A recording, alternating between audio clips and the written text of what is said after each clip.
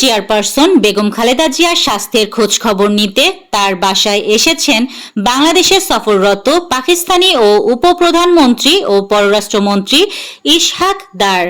আজ রবিবার সন্ধ্যা ৭টায় রাজধানীর গুলশানে অবস্থিত খালেদা জিয়ার বাসভবন ফিরোজায় প্রবেশ করেন পাকিস্তানের উপপ্রধানমন্ত্রী। জাতীয় নাগরিক পার্টি দক্ষিণাঞ্চলের মুখ্য সমন্বয়ক হাসনাত আব্দুল্লাহ বলেছেন, ব্যারিস্টার রুমিন ফারহানা বিএনপির আওয়ামী বিষয়ক সম্পাদক হিসাবে কাজ করছেন। রোববার সংসদীয় আসনের সীমানা নির্ধারণের শুনানিতে মারামারির ঘটনায় এনসিপি নেতা আতাউল্লাহ আহতের ঘটনায় অভিযোগ তুলে তিনি এ মন্তব্য করেন। ঢাকা বিশ্ববিদ্যালয়ের উপাচার্য অধ্যাপক ডক্টর নিয়াজ আহমেদ খান স্পষ্ট হুঁশিয়ারি দিয়ে বলেছেন, আসন্ন ডাকসু নির্বাচন বাধাগ্রস্ত করার চেষ্টা হলে আমি দায়িত্ব ছেড়ে দিয়ে পুরো জাতির সামনে প্রকাশ করব কোন জায়গা থেকে বাধা আসছে এবং কে কি করছে।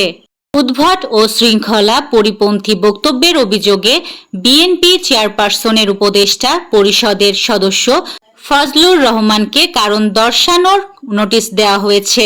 তার বিরুদ্ধে কেন সাংগঠনিক ব্যবস্থা নেওয়া হবে না তা জানাতে তাকে ২৪ ঘন্টা সময় দেওয়া হয়েছে। বিএনপির দায়িত্বশীল একটি সূত্রে ফজলুর রহমানের বিরুদ্ধে এই সাংগঠনিক ব্যবস্থা নেওয়ার তথ্য জানা গেছে। সিলেটের কোম্পানীগঞ্জ উপজেলার সাদাপাথর এলাকা থেকে সরানো পাথরগুলো ফেরত দিতে ৩ দিনের সময়সীমা বেঁধে দিয়েছে উপজেলা প্রশাসন। নির্ধারিত সময়ের মধ্যে পাথর ফেরত না দিলে সংশ্লিষ্টদের বিরুদ্ধে কঠোর আইনানুগ ব্যবস্থা গ্রহণ করা হবে বলে হুঁশিয়ারি দেওয়া হয়েছে। আজারবাইজানের প্রেসিডেন্ট ইলহাম আলিয়েভ মার্কিন প্রেসিডেন্ট ডোনাল্ড ট্রাম্পের ভূয়সী প্রশংসা করে বলেছেন, তিনি সত্যিই নোবেল শান্তি পুরস্কারের যোগ্য। সম্প্রতি আল আরাবিয়াকে দেওয়া এক সাক্ষাৎকারে আলিয়েভ এ মন্তব্য করেন। তিনি বলেন, ট্রাম্প আফ্রিকা, এশিয়া এবং দক্ষিণ ককেশাস অঞ্চলে যেভাবে শান্তি প্রতিষ্ঠায় ভূমিকা রেখেছেন তা এক ধরনের অলৌকিক ঘটনা। আলিয়েভের ভাষায় এটাই তার স্বভাব, তিনি শান্তি চান। ইউক্রেনে ড্রোন হামলায় রাশিয়ার কুরস্ক পারমাণবিক বিদ্যুৎ কেন্দ্রে অগ্নিকাণ্ডের ঘটনা ঘটেছে, তবে দ্রুত আগুন নিয়ন্ত্রণে আনা হয়েছে এবং কোনো হতাহতের ঘটনা ঘটেনি বলে জানায় প্রতিষ্ঠানটি। রুশ বিমান প্রতিরক্ষা বাহিনী একটি ইউক্রেনীয় ড্রোন ভূপাতিত করেছে বলে জানিয়েছেন দেশটির কর্মকর্তারা। খবর ফ্রান্স 24 এর।